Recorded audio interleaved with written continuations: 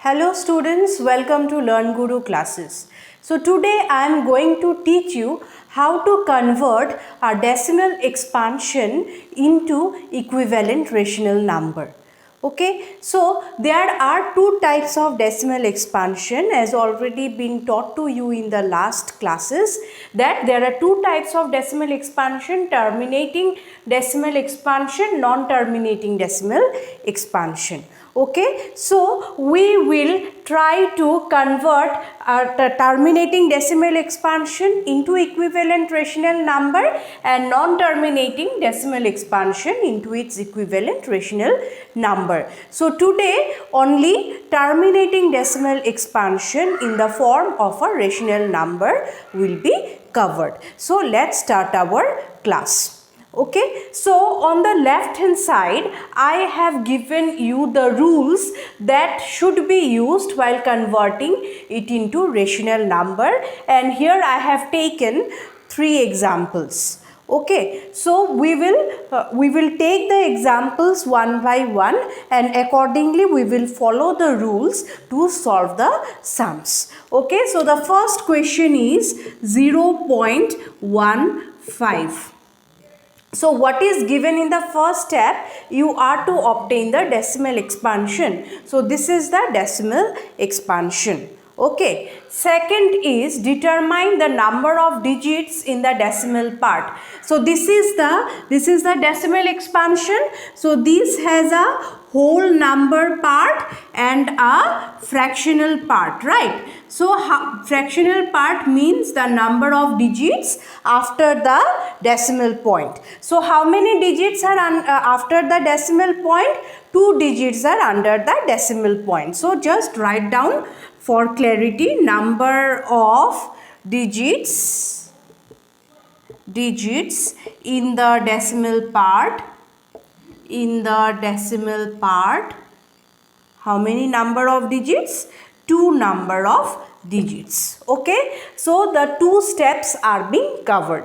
Now come to the third step. Remove decimal point and put 1 in the denominator, followed by number of zeros equal to the number of digits after the decimal point. Means what?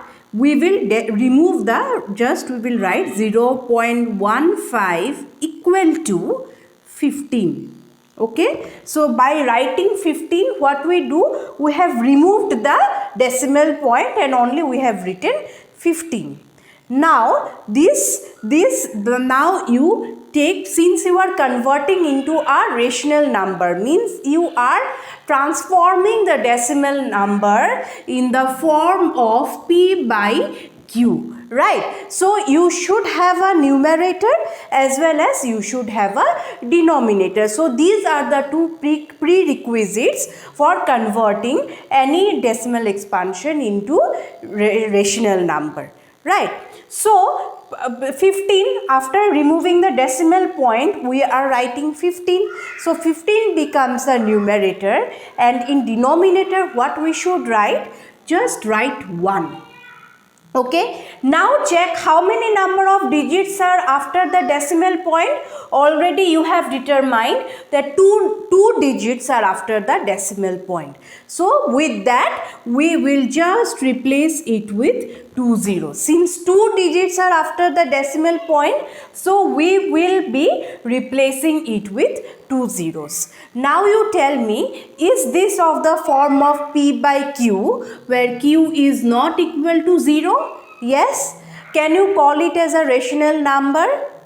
Yes, you can call this as a rational number. Okay, now this has already become a rational number. Okay, so the third point, remove decimal point and put 1 in the denominator, followed by the number of zeros equal to the number of digits after the decimal point. We have already done that. Okay, next is write rational number in its simplest form.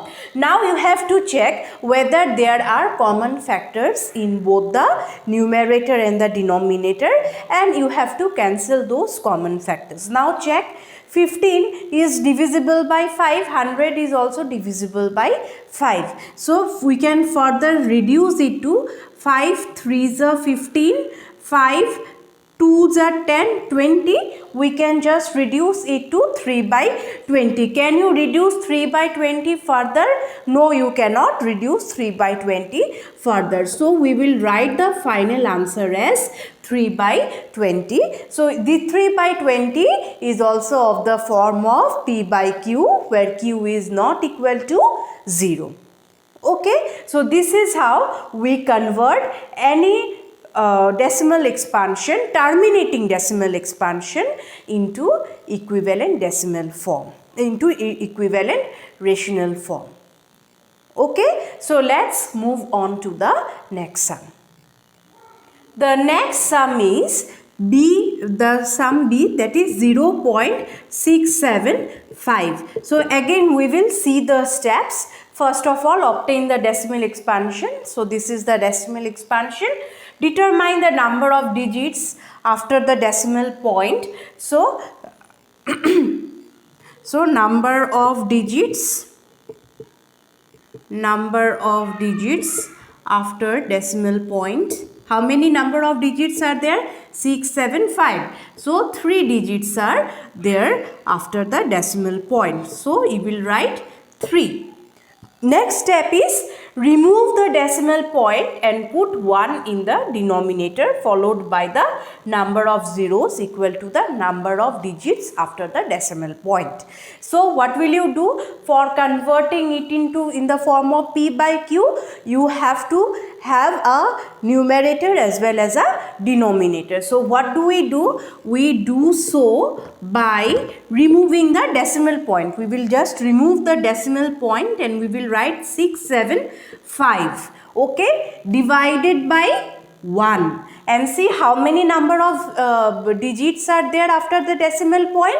3 digits are there after the decimal point. So we will write 1, 2, 3. So we will put the zeros according to the number of digits after the decimal point. So 675 by 1000. So this has come in the form of P by Q. Now you have to follow the next step, last step, that is write rational number in its simplest form. So you see this, you have to check the divisibility again. So you see this is also divisible by 5, 1000 is also divisible by 5. So 5, 6, 7, 5, that is 5 ones are 5, 5 threes are 15, 25, 135, 135, then again 5, 200. Again 135 is divisible by 5, so you can write 5 2s are 10, so 35, 27, 27, and this is 5, 40. So you are getting the answer as 27 by 40. Can you reduce 27 by 40 further? No, you can't reduce 27 by 40 any further. Okay, so is it clear to you? So this is how you have to solve this type of sums. So this is the sum number B. So let's go to the next sum, that is C, 15.75. So 15.75, C is 15.75. So this is the whole number part and this is the decimal part, isn't it, or fractional part, the digits after the decimal point. So first of all, this you have obtained the decimal number expansion. Now number of digits after decimal point. After decimal point, how many number of digits? You have 2 number of digits, 7, 5. So that there are 2 number of digits after the decimal point.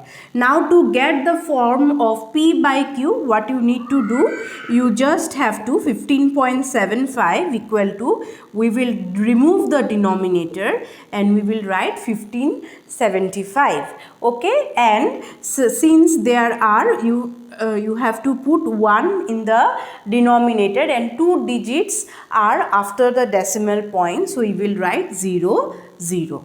Now So you have already obtained this in the form of P by Q. Now you have to reduce it into its lowest terms. So this is also divisible by 5.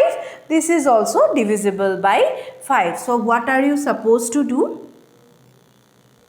1575, 5 3s are 15, 5 7 5, that is 2 5 5s are 25, that is 315, and this is 20. So again you can reduce it, isn't it? 315 and 20 also, since both of them are again divisible by 5. So 5 315, 5 6 are 30, 15 63, and this is 4. So the reduced term is 63 by 4. Okay, or you can totally divide it by 25. The 100 is also divisible by 25. 1575 is also divisible by 25. So you have to apply your brain. Okay, you have to apply the trick to reduce it into simple terms. Okay, I have given 2 steps to solve the sum. Maybe you can solve it using one single step. Okay, so I have told you only the rule how to proceed with this type of sums. So this type of numericals are very simple.